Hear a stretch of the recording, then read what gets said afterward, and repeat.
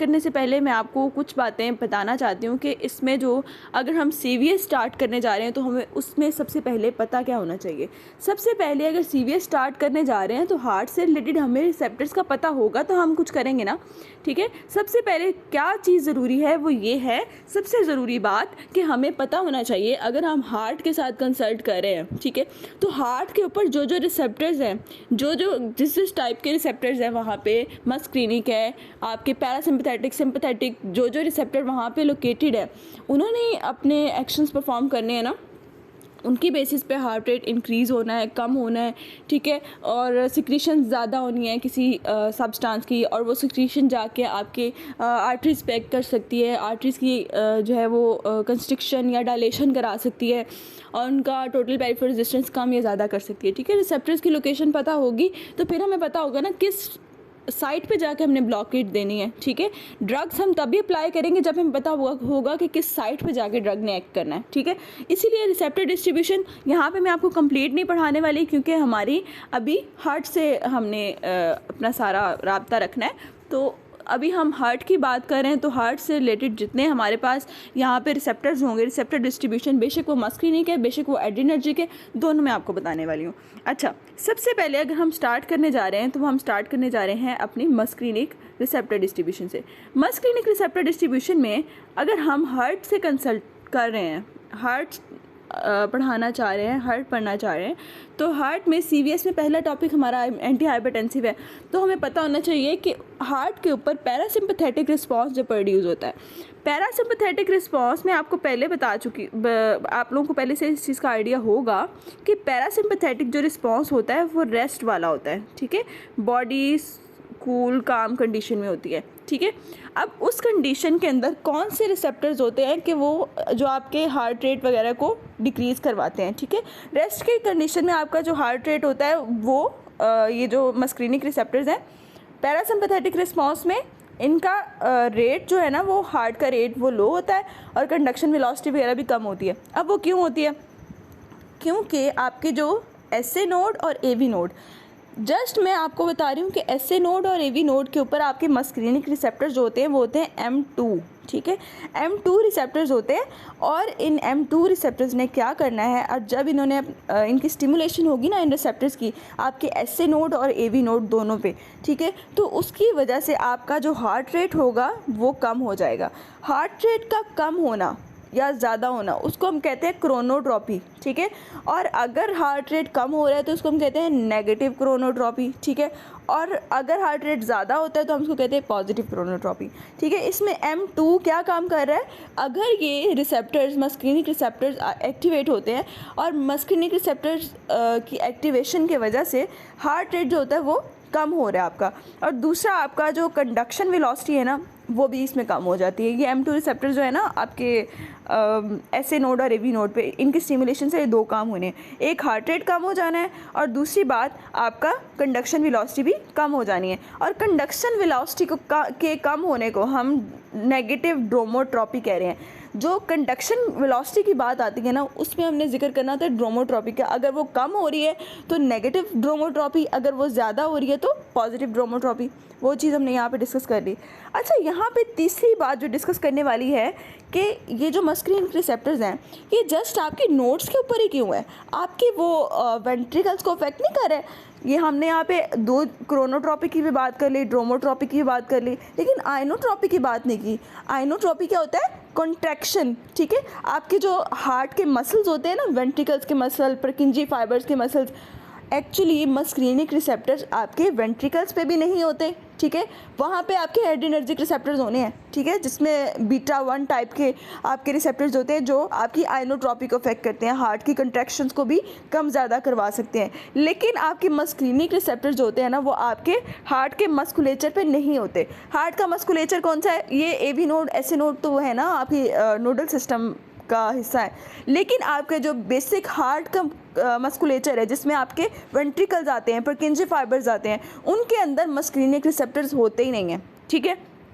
इसलिए muscarinic effect जब भी हार्ट रेट वगैरह कम हो रहा है तो उसकी वजह से हार्ट की कंट्रैक्शन को फ़र्क नहीं पड़ना, ठीक है। कंट्रैक्शन हार्ट की कम नहीं होनी, हार्ट का रेट लो हो सकता है लेकिन उसकी कंडक्शन वेलोसिटी कम हो सकती है, लेकिन हार्ट की कंट्रैक्शंस पे फ़र्क नहीं पड़ेगा, क्योंकि no effect on ventricles and Purkinje system. ठीक है, ये बात मैं आपको बताना चाह रही थी कि हार्ट के ऊपर अगर रिसेप्टर्स हैं तो उसके वेंट्रिकल के ऊपर कोई फ़र्क नहीं पड़ रहा इस पैरासिम्पैथेटिक रिस्पॉन्स का। अगर बॉडी पैरासिम्पैथेटिक रिस्पॉन्स शो कर रही है रेस्ट एंड स्लीप की कंडीशन में, तो उस कंडीशन में हार्ट रेट कम हो सकता है, नेगेटिव क्रोनोट्रॉपी होगी पैरासिम्पैथेटिक रिस्पॉन्स में M2 रिसेप्टर्स की वजह से। ठीक है, अब दूसरी बात पे आते हैं हम, इस चीज़ को हम करते हैं रिमूव। हम आ रहे हैं अपने एड्रीनर्जिक रिस्पॉन्स के ऊपर। एड्रीनर्जिक में क्या होगा कि एड्रीनर्जिक में हमें सबसे पहले अगर पता होगा कि एड्रीनर्जिक टाइप के रिसेप्टर्स कहाँ कहाँ पे लोकेटेड हैं, तभी हम बता सकते हैं ना। तो एड्रीनर्जिक रिस्पॉन्स कैसा होगा, उसका फ़ायदा क्या होगा।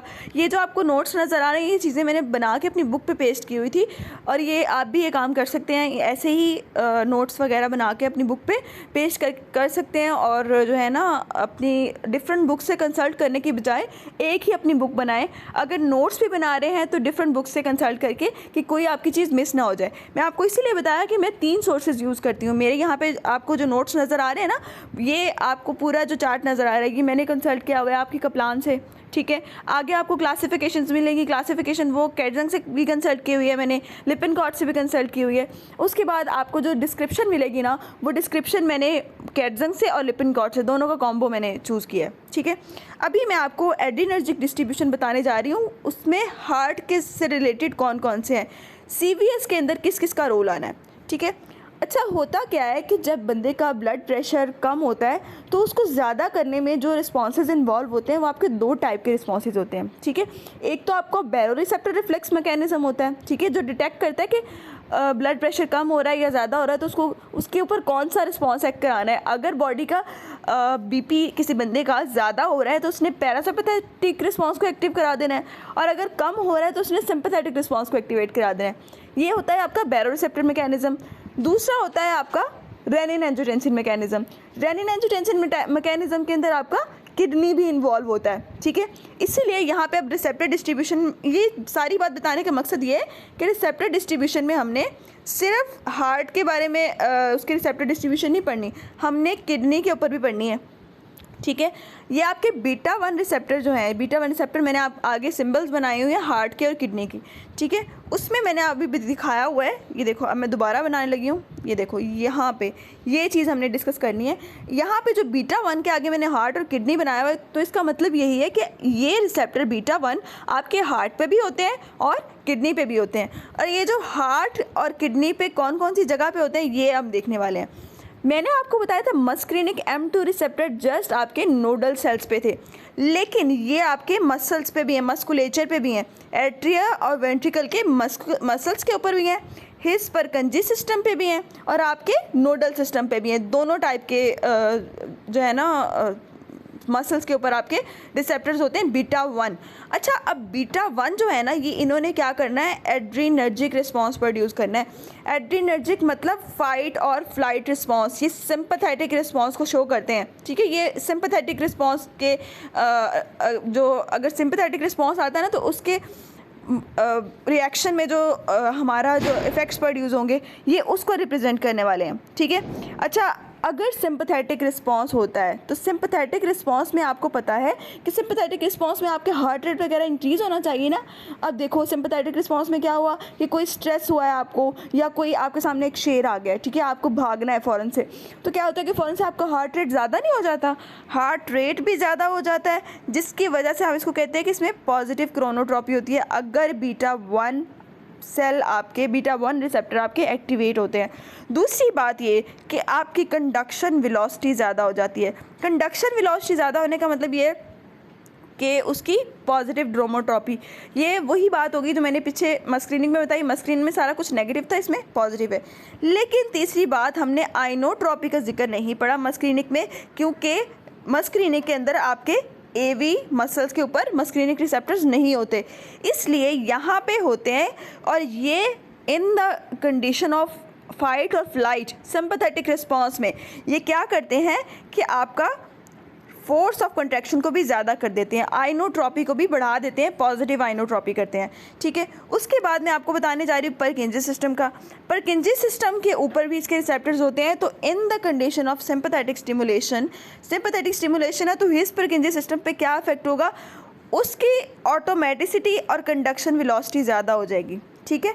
ये इफेक्ट चारों हमने देखने हैं कि अब हमने अगर ब्लॉकेट देनी है तो सिंपैथेटिक सिस्टम अगर बीपी ज़्यादा हो रहा है तो क्या शो कर रहा है, बीपी का ज़्यादा होना यही शो कर रहा है कि सिंपैथेटिक रिस्पांस ज़्यादा है, आपका हार्ट रेट वगैरह ज़्यादा हो रहा है, ब्लड प्रेशर ज़्यादा हो रहा है। तो उसमें हमने ये चीज़ें डिस्कस करनी है और फिर हमने देखना है ब्लॉकेट कहाँ कहाँ देनी है। ये आगे मैं सारा कुछ बताऊँगी, अभी हम रिसेप्टर डिस्ट्रीब्यूशन इस पर देख लें। उसके बाद मैंने आपको बताया हमने किडनी पे भी देखना है। किडनी पे भी आपकी कौन से रिसेप्टर होते हैं, बीटा 1 रिसेप्टर, ठीक है।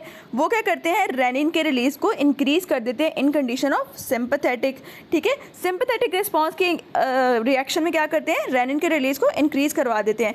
और ये इंक्रीज हुआ रेनिन ये आगे क्या करता है, एंजियोटेंसिन को एक्टिवेट कराता है। और वो एंजियोटेंसिन जो होता है ना, वो जाके आपकी वेसल्स के ऊपर रिसेप्टर्स जो होते हैं ना, वो उन पे जाके एक्ट करता है और उनको फ़ौरन से कंट्रैक्ट करा देते हैं आपकी वेसल्स को, ठीक है। आर्टरीज, वेन्यूल्स वगैरह को कंट्रैक्ट करा के टोटल पेरिफेरल रेजिस्टेंस बढ़ा के आपका ब्लड प्रेशर राइज कर देता है, ठीक है। ये आगे आपको मैं सारी चीज़ें बताऊंगी। अभी जस्ट देख लो कि किडनी के ऊपर इसका क्या रिस्पांस होगा कि जब बीटा 1 स्टिमुलेशन होगी ना, आपकी एड्रीनर्जिक स्टिमुलेशन, उस कंडीशन में क्या होगा, आपकी रेनिन रिलीज़ होना शुरू हो जाएगी, रेनिन का रिलीज़ इंक्रीज़ हो जाएगा, ठीक है। यहाँ तक ये बात हो गई।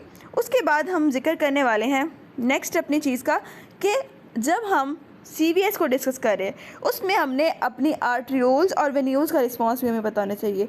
आपकी आर्टरीज और वेन्यूल्स के ऊपर अल्फ़ा 1 रिसेप्टर्स भी होते हैं कि जो अगर एक्टिवेट हो जाएंगे अल्फ़ा 1 रिसेप्टर्स तो क्या होता है कि आर्टरीज और वेन्यूल्स दोनों आपकी कंस्ट्रिक्ट कर जाते हैं। और जब कंस्ट्रिक्ट करते हैं तो आर्ट्रियोल की कंस्ट्रिक्शन से क्या होता है, टोटल पेरिफेरल रेजिस्टेंस बढ़ जाती है। और जब टोटल पेरिफेरल रेजिस्टेंस बढ़ती है तो आपका डायस्टोलिक प्रेशर बढ़ जाता है। अब डायस्टोलिक प्रेशर बढ़ेगा तो क्या होगा, आफ्टर लोड बढ़ जाएगा, ठीक है। ये चीज़ें होंगी। और अगर वेन्यूल्स कंस्ट्रिक्ट करती हैं तो उसकी वजह से क्या होगा, वेनस प्रेशर ज़्यादा होता है, प्री लोड ज़्यादा होता है। एक हमारी चीज़, अगर हमने बीपी को कंट्रोल करना है, हाइपरटेंशन है ना, किसी बंदे को बीपी को कंट्रोल करना है, तो हमें चाहिए कि हम इन बढ़ाने वाले फैक्टर को जो कंस्ट्रिक्ट कर रहे हैं और ब्लड के प्रेशर को बढ़ा रहे हैं, हम इन फैक्टर्स को कम करके भी या इनके अल्फ़ा 1 के ब्लॉकर्स दे के भी हाइपरटेंशन को कंट्रोल कर सकते हैं ना। और दूसरी बात, आपकी आर्टरीज वेन्यूल्स के ऊपर यही चीज़ कंस्ट्रिक्शन करवा के टोटल पेरिफेरल रेजिस्टेंस को बढ़ा रही है, तो हम वेज़ोडाइलेटर्स दे सकते हैं। वेज़ोडाइलेटर्स क्या करेंगे, वेज़ोडाइलेटर्स ने इनको वेसल्स को कंस्ट्रिक्ट होने के बजाय डायलेट कर देना है और हाइपरटेंशन को कम कर देना है, क्योंकि टोटल पेरिफेरल रेजिस्टेंस कम हो जाएगी। इनके अल्फ़ा के ब्लॉकर्स भी हम दे सकते हैं, वो मैं आगे बताऊंगी कि कौन कौन से अल्फ़ा के ब्लॉकर दे सकते हैं। और उसके अलावा एक और बात, यहाँ पे आपकी जो करोनरी वेसल्स होती हैं, हार्ट की वेसल्स, यहाँ पे ऑल वेसल्स के ऊपर आपके बीटा 2 रिसेप्टर्स भी होते हैं, ठीक है। उनका काम ये होता है, अगर बीटा 2 स्टिमुलेशन हुई है ना, बीटा 2 स्टिमुलेशन की वजह से वेज़ोडाइलेशन हो जाएगी। और जब वेज़ोडाइलेशन होगी तो TPR कम होगा और डायस्टोलिक प्रेशर, और ये इसका थोड़ा सा ना, ये बीटा 2 टाइप के जो रिसेप्टर्स होते हैं ये अपनी नेचर के ख़िलाफ़ जाते हैं। नॉर्मली सिंपैथेटिक जो रिस्पांस होता है ना, सिंपैथेटिक रिस्पांस में हर चीज़ जो है ना हमें बढ़ानी चाहिए और बीपी को बढ़ाना चाहिए, ठीक है, और हार्ट रेट इंक्रीज़ होना चाहिए, हर चीज़ इंक्रीज़ होती है। लेकिन बीटा 2 जो रिसेप्टर्स होते हैं ना, वो इस सारे रूल के अगेंस्ट जाते हैं। वो क्या करते हैं, अब देखो अल्फ़ा 1 बेचारा कितनी मुश्किल से कंस्ट्रिक्शन करा रहा है, कंस्ट्रिक्शन करा के टोटल पेरिफेरल रेजिस्टेंस बढ़ा रहा है, ठीक है, in the condition of sympathetic response, ठीक है। लेकिन ये जो बीटा 2 रिसेप्टर है, अगर बीटा 2 रिसेप्टर्स की स्टिमुलेशन होती है तो बीटा 2 रिसेप्टर क्या कराते हैं, वेज़ोडाइलेशन करा देते हैं। ये ऑपोजिट एक्शन करते हैं टू द अल्फ़ा 1 रिसेप्टर्स। अच्छा, अब इनका जो रोल है ना वो मैं आगे आपको बताती हूँ। यहाँ तक मैं जस्ट आपको डिस्ट्रीब्यूशन बताना चाह रही थी कि आपके हार्ट के अंदर जब हम CVS डिस्कस करेंगे तो आपको किस किस टाइप के रिसेप्टर्स के बारे में इंफॉर्मेशन होनी चाहिए कि जिस टाइप के रिसेप्टर स्टिमुलेट होंगे उस टाइप का रिस्पांस हमारे पास आएगा और हम किस किस साइड पे ब्लॉकेट दे सकते हैं। अब यहाँ पे देखें, मैंने सिस्टम वाइज इनको डिस्ट्रीब्यूट किया हुआ है किस किस सिस्टम में किस टाइप के रिसेप्टर्स आएंगे। ठीक है, अभी देखो यहाँ पे अगर हम हार्ट की बात करें, यहाँ पे हार्ट के ऊपर मैं सबसे पहले जिक्र करने लगी हूँ, हार्ट के एसए नोड और एवी नोड दोनों के ऊपर आपके बीटा 1 रिसेप्टर्स हैं। ठीक है, ये बीटा 1 आपके कहाँ कहाँ हैं, आपके हार्ट के एसए नोड, एवी नोड पे, और उसके अलावा आपके हिस्परकेन सिस्टम पे भी हैं, और एट्रिया और वेंट्रिकल्स के मसल्स के ऊपर भी हैं। उसकी वजह से क्या हो रहा है, हार्ट रेट भी बढ़ रहा है, कंडक्शन वेलोसिटी बढ़ रही है, कंट्रैक्टिलिटी बढ़ रही है, जो हम पीछे डिस्कस करके आए हैं अभी, वो तीनों चीज़ें ज़्यादा हो रही हैं। मतलब पॉजिटिव क्रोनोट्रॉपी, पॉजिटिव ड्रोनोट्रॉपी और पॉजिटिव ही आइनोट्रॉपी है। अब दूसरी बात, हार्ट का जो मस्कुलेचर की तो हमने जिक्र कर लिया, लेकिन जो कोरोनरी ब्लड वेसल्स हैं उनके ऊपर आपके बीटा 2 रिसेप्टर्स होते हैं। अगर उनकी स्टिमुलेशन कराई जाए बीटा 2 वाले रिसेप्टर्स की, उसकी वजह से क्या होता है कि वेजो डायलेशन होती है। ठीक हो गया, ये आपके हार्ट के ऊपर, वेसल के ऊपर भी हमने जिक्र कर लिया किस टाइप के रिसेप्टर्स हैं, और मस्कुलेचर और नोड्स वगैरह के ऊपर भी जिक्र कर लिया। अब एक और बात यहाँ पे जो डिस्कस करने वाली है वो किडनी के ऊपर हमें डिस्कस करनी है। किडनी के ऊपर 2 टाइप के रिसेप्टर्स होते हैं, अल्फ़ा 1 और बीटा 1। अल्फ़ा 1 क्या करते हैं, रेनिन की रिलीज़ को कम कर देते हैं, और बीटा 1 आपके रिसेप्टर जो होते हैं वो रेनिन की रिलीज़ को ज़्यादा करवा देते हैं। ठीक है, अब इनका रोल हम आगे देखेंगे। जस्ट ये बात याद रख लो कि 2 टाइप के रिसेप्टर सिर्फ किडनी पे होते हैं, और एक ने रेनिन की रिलीज़ को ज़्यादा कराना है अपॉन स्टिमुलेशन, और एक ने रेनिन की रिलीज़ को कम कराना है। अब ब्लॉकर्स जब हम देंगे या रिसेप्टर्स के एगोनिस्ट देंगे, एंटागोनिस्ट देंगे, तो उनका इफेक्ट क्या पड़ेगा, वो हम इन रिसेप्टर डिस्ट्रीब्यूशन की बेस पे अज्यूम करते हैं। ठीक है, अब हम जा रहे हैं नेक्स्ट एक और चीज़ को डिस्कस करने के लिए, कि स्मूथ मसल्स वाली बात जो मैंने आपको बताई, अल्फ़ा 1 रिसेप्टर्स होते हैं ना उन पे। स्मूथ मसल्स आपके जो वेसल्स के अंदर होते हैं ना, वास्कुलर वेसल्स वाले हमने डिस्कस करने हैं, उनके ऊपर अल्फ़ा 1 अल्फ़ा 2 होते हैं, तो वो वेसो कंस्ट्रिक्शन कराते हैं। ठीक है, ये हमने डिस्कस करने हैं। नॉन वास्कुलर हम अभी डिस्कस नहीं करें, वो यहाँ पे हमें CVS में ज़रूरत नहीं है अभी, वो मैं आपको ANS पढ़ाऊँगी, तो ये सारी चीज़ें मैं आपको कंप्लीट डिटेल में बताऊँगी कि कौन कौन सा रिसेप्टर कहाँ कहाँ पे एक्शन कर रहा है और क्या क्या एक्शन कर रहा है और क्यों कर रहा है। ठीक है, ये हर चीज़ हम डिस्कस करेंगे इन द ANS सेक्शन। अभी हम हाइपरटेंसिव डिस्कस कर रहे हैं, तो उसके लिए हमें इतने रिसेप्टर्स का पता होना ज़रूरी था। अब हम स्टार्ट करने वाले हैं अपने एंटी हाइपरटेंसिव वो ड्रग्स होती हैं जो हाइपरटेंशन को कंट्रोल करने के लिए हमने देनी है, उसको कम करने के लिए देनी है। तो अगर हम हाइपरटेंशन को कम करना चाह रहे हैं, तो हमें सबसे पहले पता भी तो होना चाहिए व्हाट इज़ हाइपरटेंशन। ठीक है, हाइपरटेंशन के अंदर होता क्या है कि आपका सिस्टोलिक और डायस्टोलिक ब्लड प्रेशर जो होता है ना, वो राइज़ कर जाता है। कितने लेवल से, सिस्टोलिक ब्लड प्रेशर जो है वो आपका 130 मिलीमीटर ऑफ मर्करी से ज़्यादा होना चाहिए, और डायस्टोलिक आपका 80 मिलीमीटर ऑफ मर्करी से ज़्यादा होना चाहिए। तो उसको हम कहते हैं कि इस बंदे को हाइपरटेंशन है, अगर किसी का BP इससे ज़्यादा शूट कर रहा है तो। ठीक है, अब उसके बाद इसकी कॉजेज़ क्या क्या हो सकती हैं। ठीक है, कॉजेज़ ऑफ हाइपरटेंशन में ये हो सकता है कि उस बंदे की या तो हो सकता है स्मूथ मसल टोन का मसला है, मतलब ये कि पेरिफेरल रेजिस्टेंस ज़्यादा है, मतलब आर्टरीज कंस्ट्रिक्ट की हुई हैं। ठीक है, आर्ट्रियोलर रेजिस्टेंस ज़्यादा है। ठीक है, या फिर वेनस कैपेसिटेंस कम है। वेनस कैपेसिटेंस क्या, वेन्स जो है ना वो नॉर्मली आपको पता है कि वो आपके पास पल्सेटिंग टाइप की होती हैं, और अगर उनके पास कैपेसिटी होती है कि वो डायलेट कर सकती हैं। ठीक है, और अगर उन वेन्स की, जिसे कहते हैं ना कि वो सख्त हो गई हैं, अब वो दोबारा रिलैक्स नहीं कर पा रही हैं। ठीक है, उनकी कैपेसिटी कम हो गई है ब्लड अपने अंदर रखने की, कंस्ट्रिक्शन हो गई इन वेन्यूल्स की, तो उसकी वजह से भी ब्लड प्रेशर राइज कर सकता है। ठीक है, अब उनके पीछे रीजंस क्या क्या हो सकती हैं, एटियोलॉजी। ठीक है, अब वो हम डिस्कस करने लगे हैं। एटियोलॉजी भी हम देखने जा रहे हैं कि देखो एटियोलॉजी में ना हमने जो चीज़ डिस्कस करनी है, मोस्टली 90% जो हाइपरटेंशन लोगों में होती है वो कहते हैं हम एसेंशियल हाइपरटेंशन, मतलब कि हमें उसकी वजह पता ही नहीं है, नो रीज़न, हमें कुछ भी नहीं पता कि कैसे हो रही है वो, उसकी अननोन एटियोलॉजी है, एसेंशियल हाइपरटेंशन उसको कहते हैं। कुछ लोगों की होती है फैमिली हिस्ट्री, पीछे जद्दी पुश्ती चले आ रहे हैं, और कुछ लोगों के होता है कि हाइपरटेंशन ज़्यादा होती है ड्यू टू डायबिटीज़ की वजह से भी हो सकती है। ठीक है, ओबेसिटी की वजह से हो सकती है, और डिसेबिलिटी की वजह से हो सकती है। डायबिटीज़ की वजह से क्यों हो रही है, क्योंकि ब्लड शुगर लेवल बढ़ रहा है। ठीक है, और उसकी वजह से जो है वो ब्लड के ऑस्मोटिक, जिसे कहते हैं ना कि वो ग्रेडियंट बढ़ता है और वो फ्लूइड ज़्यादा जो है बॉडी के अंदर रिटेन रहना शुरू हो जाता है, ब्लड वॉल्यूम बढ़ता है, ठीक है, उसकी वजह से इसकी एटियोलॉजी इस टाइप की होती है। और ओबेसिटी की वजह से भी बीपी राइज कर सकता है, और उसके बाद डिसेबिलिटी की वजह से, क्योंकि बॉडी मूव नहीं कर रही, ठीक है, उसकी वजह से भी बंदे का बीपी राइज कर सकता है। उसके बाद कुछ होते हैं इन्वायरमेंटल फैक्टर्स, ठीक है। कुछ बंदों का लाइफस्टाइल जो होता है ना वो स्ट्रेसफुल टाइप का लाइफस्टाइल होता है, ठीक है। स्ट्रेसफुल लाइफस्टाइल हो गया सबसे पहले इसमें, ठीक है। कुछ लोग सोडियम इंटेक बहुत करते हैं। जब सोडियम इंटेक बहुत ज़्यादा होती है उसकी वजह से भी जो है ना वो आपकी बॉडी में फ्लूइड रिटेंशन ज़्यादा होनी शुरू हो जाती है, ठीक है। फ्लूइड रिटेंशन ज़्यादा होती है तो फ्लूइड वॉल्यूम ज़्यादा होता है, ठीक है। फ्लूइड वॉल्यूम ज़्यादा होता है, बीपी राइज करना शुरू कर जाता है, ठीक है। तीसरा एक और रीज़न आता है जिसको हम कहते हैं कि स्मोकिंग एक और रीज़न है जो ये फैक्टर है कि जो हाइपरटेंशन करा सकता है। ये जो सोर्स मैं आपको बता रही हूँ कि ये चीज़ें, ये जो मैंने पेज शॉर्टलिस्ट किया है ये मैंने आपकी लिपनकॉट से शॉर्टलिस्ट किया है। आगे क्लासिफिकेशन आएगी वो हम कैटजंग से करेंगे। मतलब ये कि आपको आदत होनी चाहिए कि डिफरेंट बुक्स से कंसल्ट करने की, जहाँ आपको जो चीज़ बेस्ट मिले। मैंने ये नोट्स इसलिए बनाए क्योंकि मुझे बार बार बुक्स को छानना पसंद नहीं है कि मैं एक टॉपिक पढ़ रही हूँ तो इधर से एक टॉपिक पढ़ूँ, उधर से पढ़ूँ, फिर वो तीसरी बुक खोलूँ। तो इसलिए मैं इस चीज़ की शॉर्ट लिस्टिंग करके इस तरह पढ़ती हूँ। तो मैं आपके साथ अपने नोट्स वगैरह भी शेयर करूँगी इंशाल्लाह। हर चीज़ हम बहुत बेस्ट वे में और डिटेल वे में हम डिस्कस करेंगे इंशाल्लाह।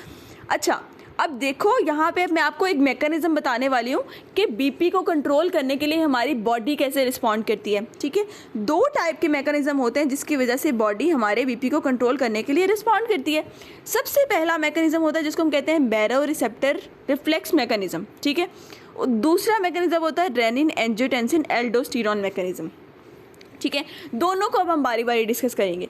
अच्छा, ये जो बैरोरिसेप्टर मैकेनिज्म होता है ना, इसने क्या करना होता है कि इसने ना बॉडी के अंदर बीपी अगर ज़्यादा हुआ है या कम हुआ है, इसने ना फ़ौरन से रिस्पॉन्ड करना और ब्रेन को जाके शिकायत लगानी है। क्या करना है इसने, आपकी ना जो कोरोनरी वेसल्स आती हैं, एओर्टा वगैरह, एओर्टा के ऊपर ना आपके होते हैं बैरोरिसेप्टर्स, ठीक है।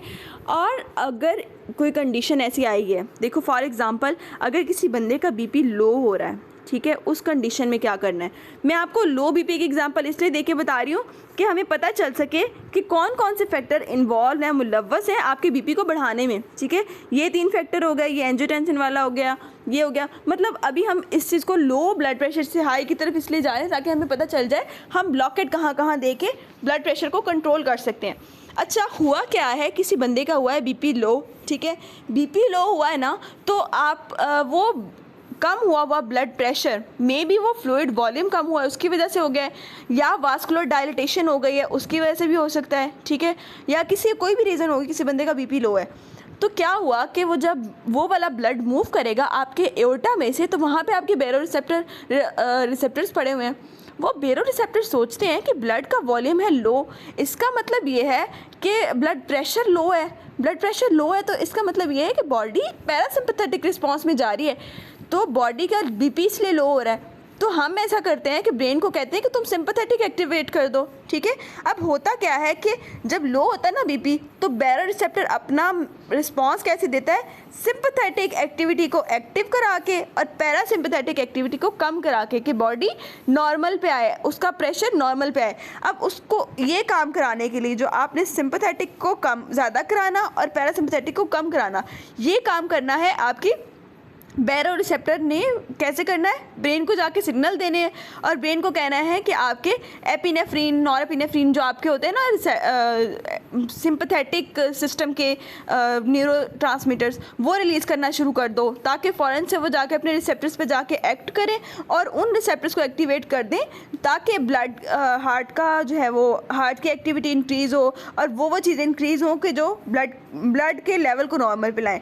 अब जब सिंपैथेटिक रिस्पॉन्स एक्टिवेट होगा, अब ये बात ज़रा गौर से सुनने वाली है, जब बॉडी का सिंपैथेटिक रिस्पॉन्स ज़्यादा हो गया, सिंपैथेटिक में मैंने आपको कौन कौन से रिसेप्टर बताए थे हार्ट पे, बीटा 2 रिसेप्टर्स और बीटा 1 रिसेप्टर्स आपको बताए थे। और ये जो अल्फ़ा 1 की बात करें, ये आपके वेसल्स पे बात करें, स्मूथ मसल जो आपकी वेसल्स में होते हैं ना, आर्टरीज, वेन्यूल्स वगैरह के अंदर, ये वेसल्स में आपको पढ़ाने का मकसद ये था कि आप जब सिंपैथेटिक एक्टिविटी इंक्रीज़ होगी ना, तो होगा क्या, सबसे पहली बात क्या होगी, कि आपके हार्ट के ऊपर बीटा 1 रिसेप्टर्स की एक्टिवेशन हो जाएगी।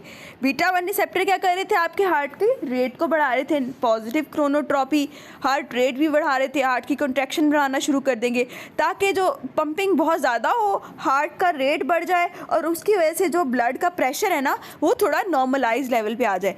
एक तो काम इसने ये करना है ताकि कार्डियक आउटपुट बढ़े और बीपी अपना ज़्यादा हो, नॉर्मल पे आ जाए। दूसरा काम ये क्या करना है, जब बीटा 1 रिसेप्टर का एक्शन किडनी पे ज़्यादा होगा ना, तो मैंने आपको बताया था बीटा 1 रिसेप्टर 2 जगह थे, एक हार्ट पे थे और दूसरे किडनी पे थे। और अगर किडनी के ऊपर इन्होंने अपना एक्शन करना है ना, तो किडनी में क्या करना है, इसने रेनिन के रिलीज़ को इंक्रीज़ कर देना है। ठीक हो गया। अब रेनिन अगर ज़्यादा रिलीज़ होगा तो आपको क्या लगता है, रेनिन ज़्यादा रिलीज़ होगा तो खुद कुछ नहीं करेगा, वो क्या करेगा, आपकी एंजियोटेंसिन को कन्वर्ट करना शुरू कर देगा एंजियोटेंसिन 2 के अंदर। ठीक है, ये एंजियोटेंसिन ज़्यादा होगी, एंजियोटेंसिन 2 बनेगी। वो एंजियोटेंसिन 2 क्या करती है, वो आपकी आर्टरीज़ को जाके कंस्ट्रिक्ट कर देती है ताकि एक प्रेशर पड़े ब्लड के ऊपर और बीपी नॉर्मल पे आए, ब्लड प्रेशर नॉर्मल पे आए।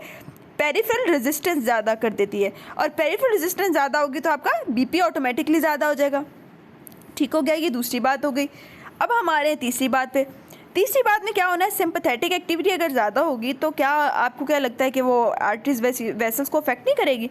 वो क्या करेगी कि अगर अल्फ़ा 1 एक्टिवेशन करवाएंगे हम स्मूथ वेसल्स के ऊपर, सिंपैथेटिक रिस्पांस बढ़ रहा है ना, अल्फ़ा 1 एक्टिवेशन होगी।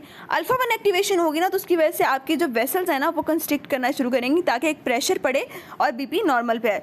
क्या होता है, वेनस रिटर्न बढ़ जाता है। वेनस रिटर्न बढ़ता है तो क्या होता है, पेरिफेरल रेजिस्टेंस ज़्यादा होती है। पेरिफेरल रेजिस्टेंस ज़्यादा होती है तो उसकी वजह से बीपी अपना नॉर्मल पे आ जाता है। ये आपका रिस्पांस होता है इन कंडीशन ऑफ लो बीपी है तो उसको ज़्यादा कैसे करना है। और अगर हम इस कंडीशन को रिवर्स कर दें, बीपी किसी बंदे का ज़्यादा है, ठीक है, बीपी बढ़ा हुआ है, उसको कम कराने के लिए बैरोरिसेप्टर अब क्या कहेंगे कि सिंपैथेटिक रिस्पांस को कम कर दो, क्योंकि बीपी ज़्यादा होना सिंपैथेटिक एक्टिविटी को शो कर रहा है ना कि सिंपैथेटिक एक्टिविटी बहुत ज़्यादा है। सिंपैथेटिक एक्टिविटी को कम करो और पैरासिम्पैथेटिक को एक्टिवेट कराओ। तो इसका मतलब हमें इन जगह पे ब्लॉकेट देनी पड़ेगी।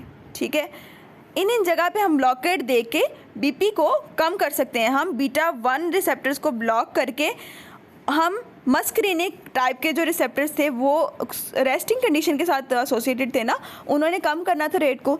इन्होंने क्या करना है, जाके आपके एवी नोड, एससी नोड वगैरह है ना, उनको कहना है कि मस्करीनिक एक्टिविटी आप लोग एक्टिव करो। ठीक है, और इनके हम ब्लॉकेट दे सकते हैं, बीटा ब्लॉकर्स हम यूज़ कर सकते हैं। ठीक है, इसमें मैं आपको बताऊँगी बीटा ब्लॉकर्स का ना कि हम एज आ ड्रग के तौर पर इन हाइपरटेंशन हम बीटा ब्लॉकर यूज़ करते हैं और बीटा ब्लॉकर ने यही काम करना है, इस बीटा 1 की इनहिबिशन करा देनी है, इन बीटा 1 रिसेप्टर्स की इनहिबिशन करा देनी है ताकि ये काम ना हो, ये जो हो रहा है ना सारा मैकेनिज्म ये रुक जाए, ये वाला मैकेनिज्म रुक जाए।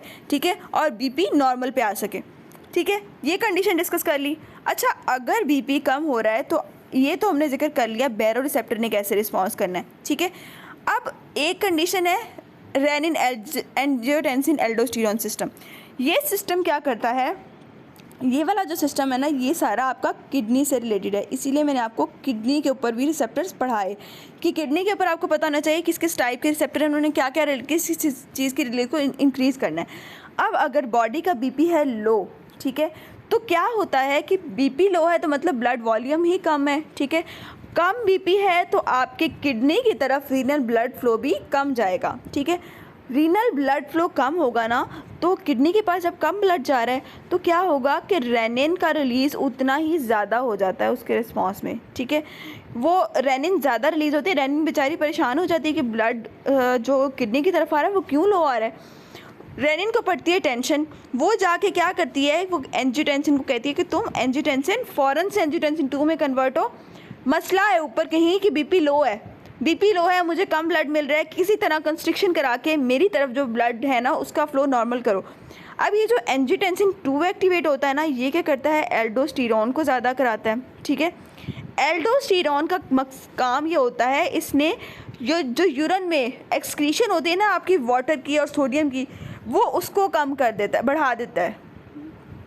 एल्डोस्टेरोन ज़्यादा होगा ना, उसने क्या करना है कि आपकी जो सोडियम और वाटर की रिटेंशन है ना उसको बढ़ा देना है और उसकी जो यूरिन में एक्सक्रीशन हो रही थी उसको कम कर देना है ताकि ब्लड में ज़्यादा से ज़्यादा फ्लूइड रिटेन रह सके। फ्लूइड ज़्यादा रिटेन करेगा तो ब्लड वॉल्यूम ज़्यादा होगा, ब्लड वॉल्यूम ज़्यादा होगा तो कार्डिक आउटपुट बढ़ेगा, और जब कार्डिक आउटपुट बढ़ेगा तो ब्लड प्रेशर नॉर्मल पे आ सकता है। ये रोल प्ले करता है आपका renin angiotensin mechanism in the case of low BP. और अगर हमने इससे ऑपोजिट एक्शन करवाना है तो हम क्या करेंगे?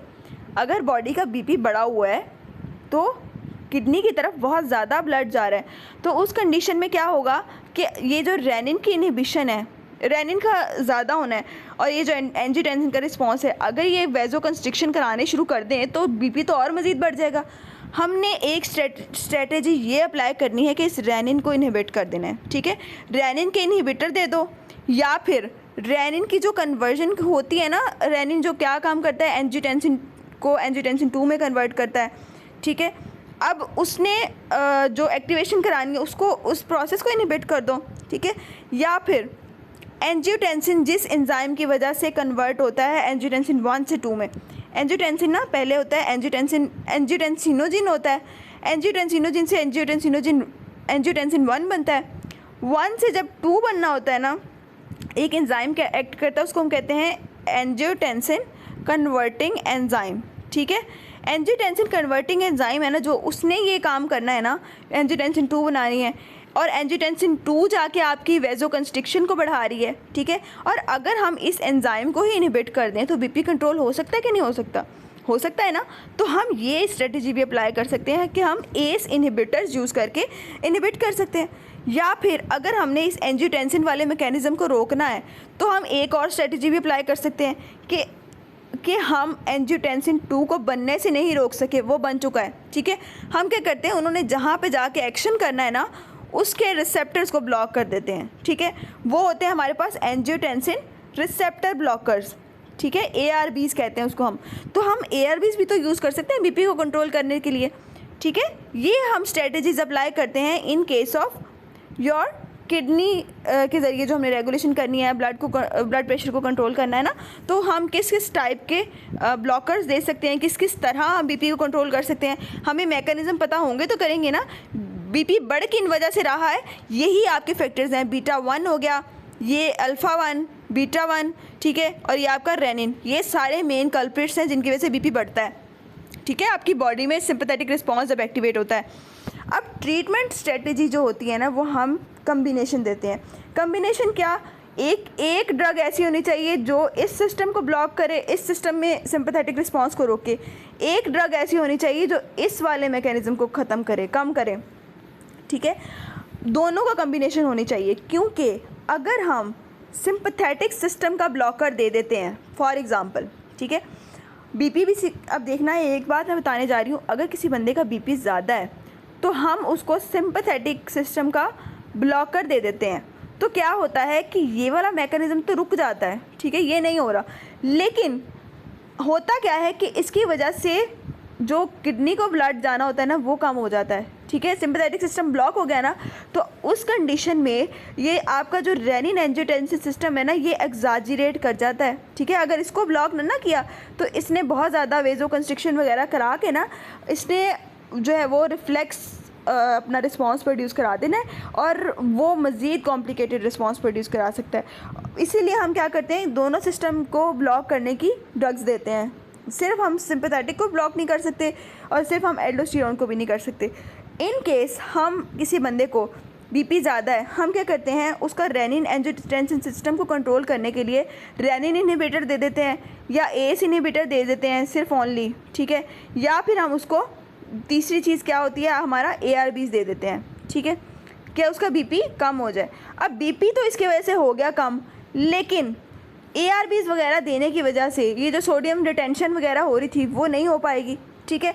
ब्लड का वॉल्यूम हो जाएगा लो, उसकी वजह से सिंपैथेटिक एक्टिवेशन हो जाएगी। यहाँ पे अगर सिंपैथेटिक ब्लॉकर ना दिए तो सिंपैथेटिक एक्टिवेशन हो जाएगी, और उसकी वजह से जो साइड इफ़ेक्ट आता है उसको हम कहते हैं रिफ्लेक्स टैकीकार्डिया हो जाएगा, ठीक है।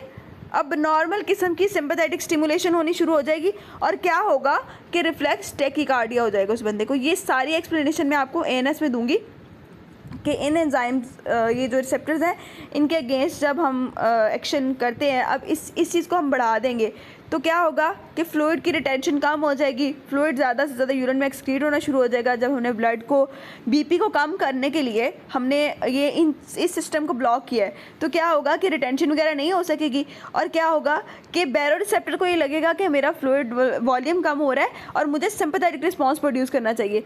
इधर सिंपैथेटिक एग्जैजरेट कर जाएगा, जिसकी वजह से साइड इफेक्ट प्रोड्यूस होता है रिफ्लेक्स टैकीकार्डिया। ठीक है, अच्छा अब मैं आपको इसकी क्लासिफिकेशन बताने जा रही हूँ कि हम ड्रग्स कौन कौन सी टाइप की इसमें यूज़ कर सकते हैं।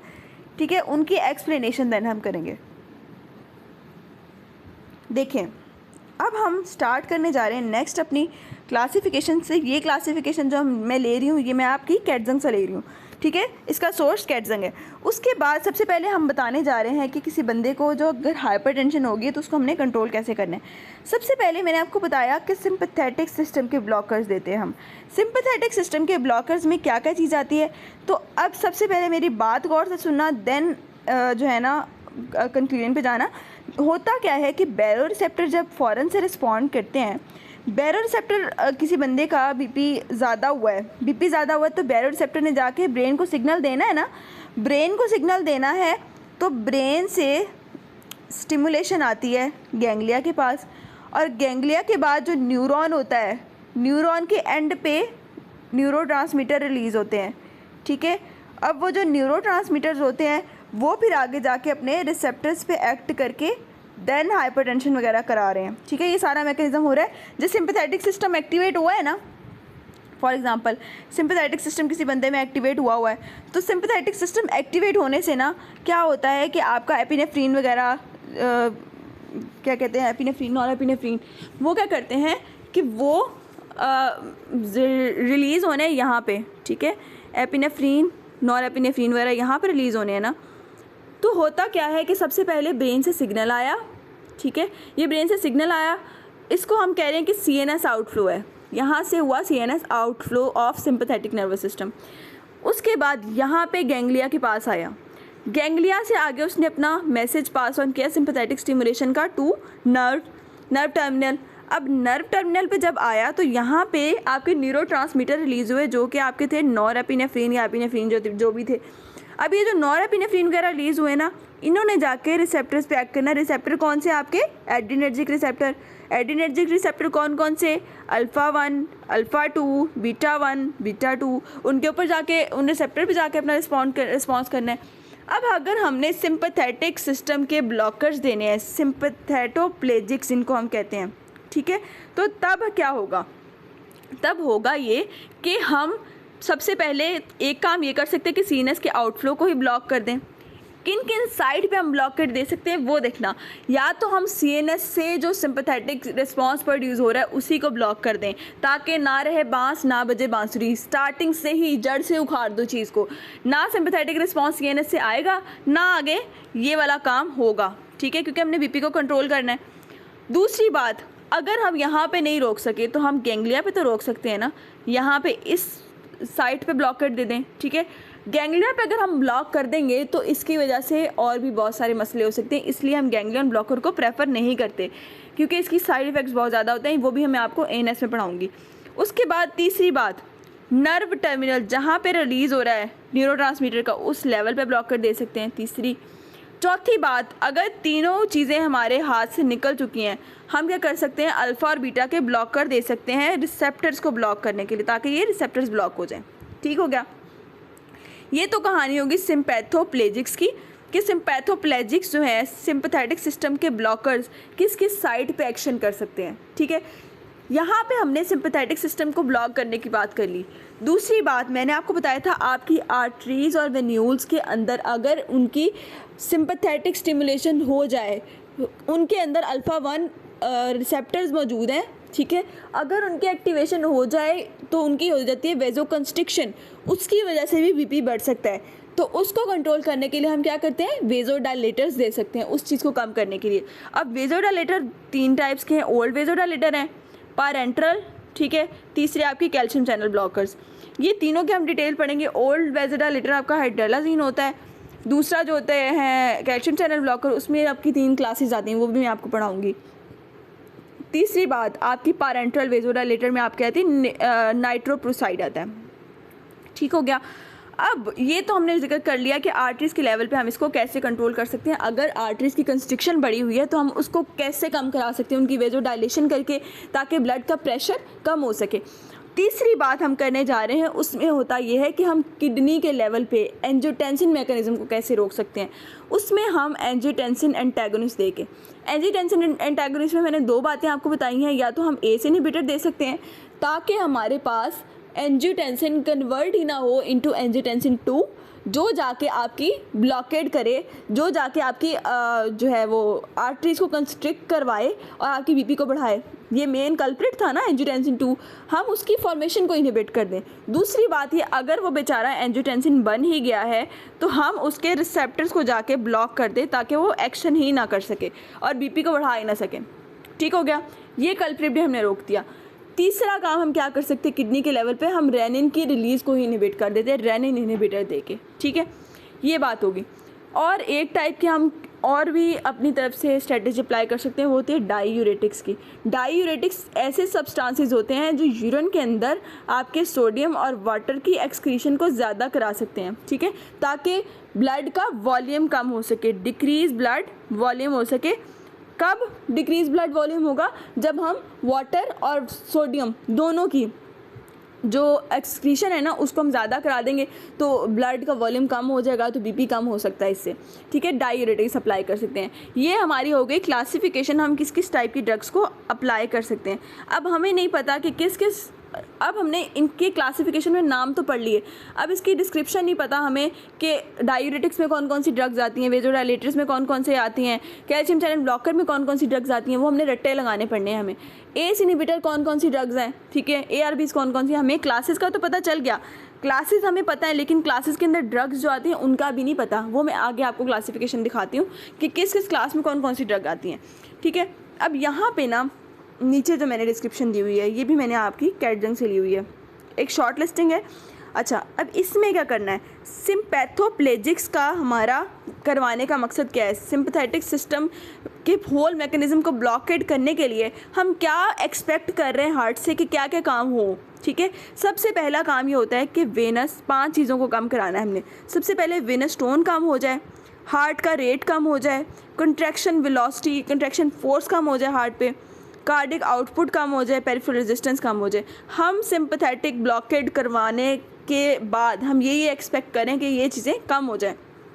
अच्छा, अब देखना ये है कि इसके अंदर क्लासेस कौन कौन सी आती हैं, उनकी फिर ड्रग्स कौन कौन सी हैं। ये देखो, मैंने आपको बताया है कि हम CNS सिंपैथेटिक ब्लॉकर्स दे सकते हैं कि चीज़ को जड़ से ही ख़त्म कर दिया, हमने सिंपैथेटिक रिस्पॉन्स जो आया था उसी को ही रोक दिया।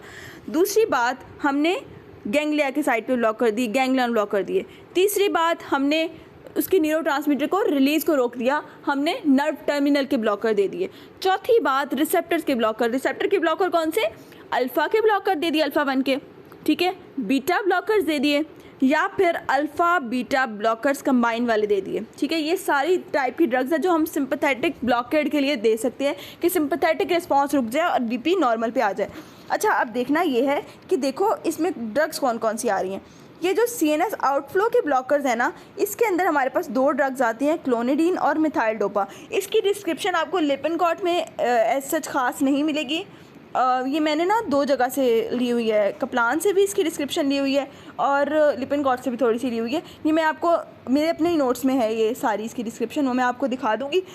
मैं आपको बताऊँ कि मैं आपको अपने नोट्स शेयर करूँगी ना जिस चीज़ के, वो आप नोट्स से कर लो ना, they are more than enough. तीनों बुक से कंपाइल की हुई चीज़ें हैं और आपको मज़ीद कोई बुक इन चीज़ों के लिए पढ़ने की भी ज़रूरत नहीं है, आपकी बुक से ही कंपाइल की हुई चीज़ें हैं, डिफरेंट बुक्स कंसल्ट करके। दूसरी सब डिवीजन आती है जिसमें आपने सिंपैथेटिक नर्व टर्मिनल को ब्लॉक करना है। नर्व टर्मिनल का ब्लॉकेट कैसे, कि ये देखो ये टर्मिनल है ना, यहाँ पे आपके न्यूरोट्रांसमीटर बने पड़े हुए हैं। ठीक है, अब रेज़रपीन जो है ना हमारा, ये क्या करता है, यहीं पे इनको बर्स्ट कर देता है इन नर्व टर्मिनल में ही, ताकि वो रिलीज़ ही ना हो सके। और जो ग्वानिथिडीन है, ये इसका बाहर की तरफ जो रिलीज़ है ना उसको रोक देता है। ठीक है, उसको स्टोर ही रहने देता है इन द नर्व टर्मिनल, ताकि वो न्यूरोट्रांसमीटर बाहर ही ना आ सके। ठीक है, ये दोनों काम हो गए हमारे सिंपैथेटिक ब्लॉकर और न्यूरोट्रांसमीटर ब्लॉकर। अच्छा, अब देखना ये दोनों चीज़ें तो हमने कर ली डिस्कस। नेक्स्ट हम जा रहे हैं अपने सेकेंड थर्ड सब डिवीजन पे। थर्ड सब डिवीजन ये देखो, थर्ड सब डिवीजन ना मैं कह रही हूँ कि अल्फ़ा ब्लॉकर हम दे सकते हैं। अल्फ़ा ने क्या करना था, अल्फ़ा रिसेप्टर के ऊपर जब आके लगे थे ना न्यूरोट्रांसमीटर, उन्होंने क्या किया था कि उन्होंने आपकी वेसल्स को कंस्ट्रिक्ट कर दिया था। वेसल्स कंस्ट्रिक्ट हो रही थी, बीपी बढ़ रहा था। अब अगर हम उस साइड पे ब्लॉकेट दे दें तो हम बीपी को बढ़ने से रोक सकते हैं। और वो कौन कौन सी ड्रग्स हो सकती है, प्रेजोसिन हो सकती है, ट्रेजोसिन हो सकती है और डॉक्सोसिन हो सकती है, ठीक है। ये 3 आपकी ड्रग्स हो सकती हैं। उसके बाद फोर्थ सब डिवीजन की बात कर रहे हैं। फोर्थ सब डिवीजन में आपके बीटा ब्लॉकर्स आते हैं। बीटा ब्लॉकर जब हम देंगे, आपको मैंने बीटा रिसेप्टर कहाँ कहाँ बताए हैं, किडनी पे और हार्ट के ऊपर, ठीक है। Beta 1 blocker, beta 1 specific blocker देंगे तो हमारा काम ज़्यादा अच्छा चल सकता है, बजाय इसके कि हम नॉन सिलेक्टिव ब्लॉकर दें जो दोनों को ब्लॉक करे, बीटा 1 और बीटा 2 दोनों को ब्लॉक करें। हमें सिलेक्टिव बीटा 1 ब्लॉकर देना चाहिए, वो ज़्यादा इफेक्टिव होगा इस केस में। होता क्या है, बीटा ब्लॉकेट दे देंगे ना तो हम बीटा वाले सारे रिएक्शंस रिस्पांस उलट हो जाएंगे। बीटा रिसेप्टर्स क्या कर रहे थे, हमारे हार्ट रेट को बढ़ा रहे थे, कार्डिक आउटपुट को बढ़ा रहे थे, आपके जो थे हार्ट रेट को, हार्ट कंट्रैक्शन, उन सबको बढ़ा रहे थे, रेनिन को बढ़ा रहे थे। अब अगर हम बीटा ब्लॉकर दे देंगे तो कार्डिक आउटपुट भी कम, सिंपैथेटिक आउटफ्लो भी कम, रेनिन भी कम, एल्डोस्टेरोन वगैरह भी कम, मतलब हर तरफ से हमें सुकून ही सुकून हो गया है, ठीक है, बीटा ब्लॉकर्स की वजह से। अब नेक्स्ट हमारी सब डिवीजन आती है अल्फ़ा बीटा ब्लॉकर। वो मैं आगे आपको डिस्कस कर लूँगी, उसकी डिस्क्रिप्शन दे दूँगी, जो दोनों को ब्लॉक करते हैं। उसके बाद 6 सब डिवीजन आती है आपकी गैंग्लियन ब्लॉकर। गैंग्लियन ब्लॉकर में आपका हेक्सामिथोनियम आता है। हेक्सामिथोनियम मैं आपको जब पढ़ाऊंगी ना ANS, उसमें उसकी कंप्लीट डिस्क्रिप्शन बताऊंगी, व्हाट इज़ हेक्सामिथोनियम और उसका काम क्या है, ठीक है। अब हेक्सामिथोनियम हम क्यों नहीं दे रहे, इसके साइड इफ़ेक्ट बहुत ज़्यादा हैं, ठीक है, इसलिए हम इसको प्रेफर ही नहीं करते। अच्छा, अब ये जो आपको ड्रग्स मैंने बताई हैं, अब इसके अलावा बाकी क्लासेस के अंदर जो जो ड्रग्स आती हैं उसकी हम डिस्कशन करने जा रहे हैं, ठीक है। आज मैं आपको सिर्फ जस्ट क्लासिफिकेशन वगैरह का ओवरव्यू दूंगी, बाकी मैं आपको नोट्स अपने दिखा दूंगी कि मैं कैसे पढ़ाती हूँ और क्या क्या चीज़ें अपने नोट्स में यूज़ करती हूँ। अच्छा, अब देखना ये है कि अगर हम ये जो हमने बात तो कर लिया कि ये क्लासेस हैं, हमें ये नहीं पता उन क्लासेस में ड्रग्स कौन कौन सी हैं। अब ये जो डायूरेटिक्स की अगर बात करें तो डायूरेटिक्स 3 टाइप्स के होते हैं आपके। थायाजाइड होते हैं, ठीक है, दूसरे लूप डायूरेटिक्स होते हैं, तीसरे पोटाशियम स्पायरिंग डायूरेटिक्स होते हैं। अच्छा, इनकी डिटेल्स डिस्क्रिप्शन हम बाद में करेंगे, जस्ट इनके नाम अभी याद करने हैं। थायाजाइड डायूरेटिक्स को हमने कैसे याद करना है, इसके लफ्ज़ थायाजाइड से ही हम इसके दोनों कंपोनेंट्स याद कर सकते हैं, जिसमें आपके हाइड्रोक्लोरोथायाजाइड और क्लोरोथायाजाइड, ये दोनों में थायाजाइड तो आ गया तो आपको 2 तो नाम ऐसे याद हो जाएंगे। तीसरा नाम जो होता है वो क्लोरथैलिडोन है, वो जस्ट एज सच ही मैंने याद किया था, उसके लिए कोई निमोनिक नहीं यूज़ किया था। आगे लूप डायूरेटिक आते हैं, उसके लिए मैंने निमोनिक बनाया था बी फिट का, ठीक है, बी फिट का, ठीक है। बी फिट से क्या मुराद है, बी फिट में मुराद ये है कि बी स्टैंड फॉर ब्यूमिटानाइड, ठीक है, E stand for ethacrynic acid, ठीक है, F stand for furosemide, T stand for torsemide, ठीक है। ये 4 आपके लूप डायूरेटिक्स होते हैं। उसके बाद आते हैं आपके पोटाशियम स्पायरिंग डायूरेटिक। पोटाशियम स्पायरिंग डायूरेटिक्स को याद करने के लिए मैंने जो निमोनिक यूज़ किया था वो यूज़ किया था सीट, ठीक है, विच इज़ SEA और T, ठीक है। S से आपका स्पाइरोनोलेक्टोन, ठीक है, E से एप्लेरिनोन, A से आपका एमिलियोराइड और T से ट्रायम्टिरॉन। ये 4 आपके होते हैं आपके पोटाशियम स्पायरिंग डायूरेटिक। यहाँ तक हमारी डायूरेटिक की क्लासिफिकेशन हो जाती है कंप्लीट, ठीक है। ये डायूरेटिक्स हम दे सकते हैं इन केस ऑफ हाइपरटेंशन। उसके बाद बीटा ब्लॉकर्स की अगर हम बात करें तो बीटा ब्लॉकर में 2 टाइप्स आती हैं, एक नॉन सिलेक्टिव होती हैं, ठीक है, नॉन सिलेक्टिव हमारी एक ही है जिसको हम प्रोपेनोलॉल कहते हैं, यहाँ पे हमने जिसका डिस्कस किया है, और दूसरे हमारे पास सिलेक्टिव आती हैं। सिलेक्टिव बीटा 1 हम प्रेफर करते हैं कि हम हाइपरटेंशन में दें। सिलेक्टिव बीटा 1 ब्लॉकर में कौन सी आती हैं, ये आपकी मेटोप्रोलोल, अटीनोलोल, नेबिवोलोल और एस्मोलोल। ये मैंने याद किया था बायोनिमोनिक मीन, MEAN, ठीक है, मेटोप्रोलोल, ठीक है, एस्मोलोल, एटीनोलोल और नेबिवोलोल, ठीक है। ये आपकी डिस्क्रिप्शन हो गई बीटा ब्लॉकर्स की, ठीक है। नेक्स्ट हम जा रहे हैं आपकी तीसरी टाइप की ड्रग्स के ऊपर। उसमें हमने डिस्कस करना है सिम्पैथोप्लेजिक्स, तो मैंने आपको पढ़ा दिए ना। यहाँ पे हम ACE इनहिबिटर्स वगैरह के अंदर ड्रग्स का जिक्र करेंगे। ACE इनहिबिटर के अंदर जो ड्रग आती है उनके एंड पे, सबके एंड पे प्रिल आना है, ठीक है, प्रिल वाली कोई ड्रग आई, आपका माइंड फ़ौरन क्लिक करना चाहिए कि ये एस इनहिबिटर है। अब इसको किस मैंने निमोनिक से याद किया था, CELF, ठीक है। काफ होता है ना, काफ से कैफ मैंने ऐसे करके याद किया था। सी से कैप्टोप्रिल, इनालोप्रिल, लिसिनोप्रिल, फोसिनोप्रिल, ठीक है। सारे प्रिल वाले आपने एस इनहिबिटर्स में याद रखने हैं, ठीक है। इनकी डिटेल हम बाद में पढ़ेंगे, आगे सबकी डिटेल में आपको बताऊंगी। नेक्स्ट हम जो डिस्कस करने जा रहे हैं वो हमारे हैं एंजियोटेंसिन रिसेप्टर ब्लॉकर, जिनको हम कहते हैं ARBs, ठीक है। ARBs में जो होता है ना, इसको मैंने लाए से याद किया था। इसमें सारे जितने होते हैं ना, उनके एंड पे सार्टन लगता है, SARTAN, सबके एंड पे सार्टन लगना है। L से लोसार्टन, I से इर्बिसार्टन, E से एल्टासार्टन, एप्रोसार्टन, ठीक है। सबके एंड पे सार्टन लगना है। सार्टन जहाँ भी होगा वो सारे ARBs हैं, ठीक है। तीसरी बात, रेनिन इनहिबिटर्स। रेनिन इनहिबिटर जो है ना, वो न्यूली जिसे कहते हैं ना डिस्कवर्ड समझ लें, या उस तरह पहले हमें नहीं पता था कि रेनिन इनहिबिटर भी होता है। जस्ट एक ही ड्रग है इसमें आती, वो एलिस्कायरिन है, ठीक है। इनकी स्पेसिफिक बातें जो याद रखने वाली वो भी मैं आपको बताऊँगी। अभी एलिस्कायरिन जो है ना, एलिस्कायरिन एक ओनली चीज़ है जो रेनिन की रिलीज़ को इनहिबिट कर सकता है और हमारे पास रोल प्ले कर सकता है या हमारी हेल्प कर सकता है। उसके बाद हमारे पास जो नेक्स्ट चीज़ आती है वो ये है कि हम अल्फ़ा ब्लॉकर्स दे देंगे, वही ट्रेजोसिन, डॉक्साजोसिन, ठीक है। उसके बाद कैल्शियम चैनल ब्लॉकर्स आते हैं। कैल्शियम चैनल ब्लॉकर मैंने आपको बताया था कि इसमें 3 टाइप्स के कैल्शियम चैनल ब्लॉकर्स होते हैं। कैल्शियम चैनल ब्लॉकर में सबसे पहली जो क्लास आती है ना, ये डिस्क्रिप्शन मैंने आपके लिपन कोर्स से लिए। पहली जो कैल्शियम चैनल ब्लॉकर में क्लास आती है उसको हम कहते हैं डाईफिनाइल अल्काइल अमाइन, ठीक है। डाईफिनाइल अल्काइल अमाइन में आपकी जो ड्रग आती है उसको हम कहते हैं विरापामिल, ठीक है। दूसरी आपकी आती है बेंजोथायाज़ेपिन, ठीक है। बेंजोथायाज़ेपिन में आपकी डिल्टियाज़म आती है, ठीक है। इनकी डिटेल में कंप्लीट आपको पढ़ाऊँगी। उसके बाद डाईहाइड्रोपिरिडीन्स आती हैं, डाईहाइड्रोपिरिडीन्स आती हैं। उसमें आपकी सारी डिपीन जितनी ड्रग्स आएंगी एंड पे उनके डिपीन आएगा। और उनमें कौन कौन सी ड्रग आ सकती हैं, डिपीन्स आपकी कौन कौन सी हैं, डिपीन्स जो होती हैं ना आपकी, उसमें आपका ये जो आपको नज़र आ रहा है, मैंने ऐसे याद किया था NAF और IN से, ठीक है। नेफिडिपिन, एम्लोडिपिन, फेलोडिपिन, इसराडिपिन, निकार्डिपिन, ये सारी डिपीन्स होती हैं जो आपकी कैल्शियम चैनल ब्लॉकर्स में आते हैं। डिपीन्स जो होती हैं वो सारी डाईहाइड्रोपिरिडीन है और आपकी कैल्शियम चैनल ब्लॉकर से बिलोंग कर रही हैं। उसके बाद कुछ 2 ड्रग्स ऐसी हैं जो आपके अल्फ़ा और बीटा दोनों रिसेप्टर्स को ब्लॉक करती हैं, लेविटालोल और कार्बिडिलोल, ठीक है। ये दोनों ड्रग्स ऐसी हैं जो अल्फ़ा को भी ब्लॉक करेंगी और बीटा को भी ब्लॉक करेंगी। अल्फ़ा-2 एगोनिस्ट, ये वो वाली ड्रग जो मैंने आपको सिम्पैथोप्लेजी में पढ़ा दी हुई हैं, ये आपके सिंपैथेटिक सिस्टम की ब्लॉकर्स होती हैं, ठीक है। उसके बाद आगे वेज़ोडाइलेटर्स। वेज़ोडाइलेटर में मैंने आपको क्लास बताई थी ना, उसमें ओल्ड वेज़ोडाइलेटर कौन सा था, हाइड्रेलाजीन था, ठीक है। उसके अलावा मैं आपको बताऊं, इसमें हाइड्रेलाजीन जो आता है ना, उसकी डिस्क्रिप्शन आपकी बुक में है मिनॉक्सिडिल की और नाइट्रोप्रोसाइड वगैरह की। मिनॉक्सिडिल की डिस्क्रिप्शन और डियाजोक्साइड एक और भी होता है, इनकी डिस्क्रिप्शन आपकी बुक में है ही नहीं, वो मैंने कप्लान से ली है। इसीलिए मैंने आपको बताया मेरे पास हर बुक सोर्स से इन्फॉर्मेशन मौजूद है और हम बेस्ट तरीके से प्रिपेयर कर सकते हैं। अच्छा, ये आपके वेज़ोडाइलेटर्स हो गए, ठीक है, ये आपकी क्लासिफिकेशन हो जाती है यहाँ पे।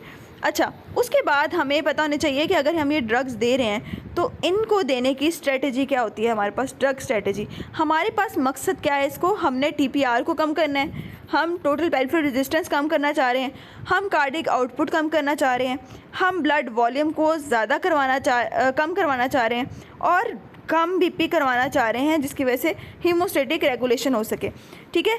अब जब BP को हम कम कराते हैं ना, तो हमारा एक सिस्टम को अगर हम ठीक करने की कोशिश करते हैं, एक सिस्टम के ब्लॉक कर देते हैं। फॉर एग्ज़ाम्पल, मैंने आपको जैसे पीछे बताया, हम अगर ब्लॉकर दे रहे हैं सिंपैथेटिक सिस्टम का, तो क्या होगा, आपका जो दूसरा सिस्टम है ना रेनिन वाला, वो ओवर एग्जैजरेट करेगा, जिसकी वजह से एडीमा होना शुरू हो जाएगा, वो रिटेंशन उतनी बढ़ा देगा।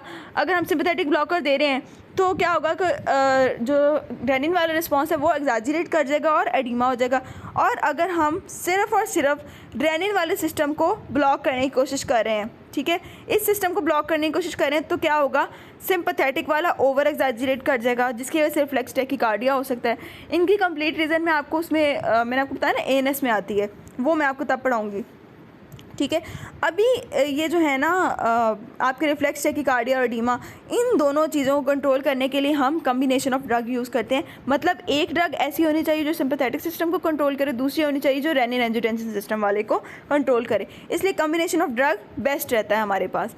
अब कुछ ड्रग्स हमने देखना है किसी बंदे को जो प्रेगनेंसी में सेफर ड्रग्स हैं, ठीक है, ये आपसे एमसीक्यूज़ में बहुत पूछी जाती हैं। ऑप्शंस आते हैं आपके पास ड्रग्स के नेम्स के और पूछा जाता है कि किस टाइप की ड्रग्स हम दे सकते हैं प्रेगनेंसी के अंदर कि किसी बंदे को हाइपरटेंशन है। तो इसके लिए निमोनिक है better mother care during hypertensive pregnancy. होता क्या है, बेटर से बीटा ब्लॉकर, मदर से मिथाइल डोपा, केयर से क्लोनिडीन, ड्यूरिंग से डाईहाइड्रोपिरिडीन, हाइपरटेंसिव से हाइड्रेलाजीन, प्रेगनेंसी से प्रेजोसिन। और ये आगे मैंने इनकी क्लासेस भी बताई हुई हैं कि drug of choice in emergency, और ये सारा hydralazine is also your drug of choice in emergency, ये भी this is also your MCQs. ये आपके एमसीक्यूज़ पॉइंट ऑफ व्यू से बहुत इंपॉर्टेंट है। अच्छा, ये चीज़ तो हमने डिस्क्रिप्शन कर ली, कंप्लीट क्लासिफिकेशन कर ली, रिसेप्टर डिस्ट्रीब्यूशन कर ली। यहाँ तक हम एक बार अपनी वीडियो को ख़त्म करें। नेक्स्ट मैं वीडियो बनाऊँगी, उसमें मैं आपको बताऊँगी कि इन ड्रग्स को जो हमने पढ़ ली हुई है, इन ड्रग्स के आगे यूज़ क्या क्या है, वो कैसे कैसे, उनके साइड इफ़ेक्ट्स क्या हैं, उनको हम किस मकसद के लिए यूज़ कर रहे हैं, और उनके मैकेनिज़्म फैक्शंस क्या क्या हैं, वो सारा कुछ हम नेक्स्ट वीडियो में डिस्कस करेंगे। अभी तक के लिए यहाँ तक इतना ही कि आपको कंप्लीट थोड़ी नाव हाव हो जाए what are hypertensive anti hypertensive drugs, उसमें क्या क्या स्ट्रेटजीज़ हैं, क्या क्या हमारे मकसद है और कैसे कैसे हमने इसको कंट्रोल करना है। Thank you so much.